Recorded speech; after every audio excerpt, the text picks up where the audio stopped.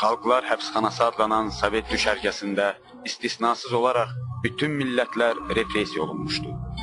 Amma yeganə millət Azərbaycan türküdür ki, o iki ad altında və digərlərindən dəfələrlə çox məhv edilmişdir. Rəsmi rəqəmlər göstərir.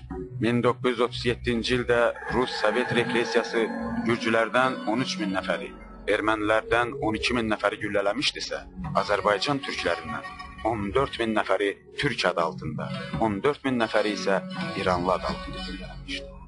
37-ci il Rus-Sovet repressiyasını Azərbaycan türkləri güneyli-güzeyli bütöv yaşamışlar. Zəncir təbit vəzidi, zülfün bağladı məni. Zəncir təbit vəzidi, zülfün bağladı məni.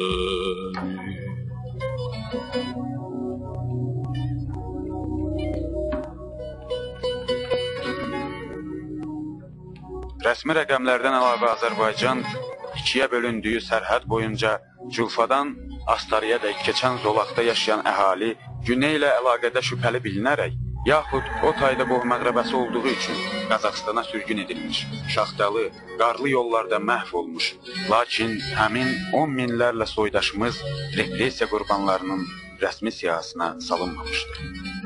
Bunu Rus eləyir, bunu Fars eləyir, bunu Rus şovinizm eləyir. Biz buna qarşı mübarizə aparmalıyıq ki, biz türkük, vətənimiz, torpağımız Azərbaycandır. Bəli, bu Dərbətdən başlayır ta Kəngər körfəzinə qədər, indi Bəsrə körfəzinə qədər başlayan bir torpaqdır. Və bir Xəzərdən başlayır ta, deyək ki, İqdirə və Ərzurumun hüdudlarına qədər. Bu Azərbaycan torpağıdır.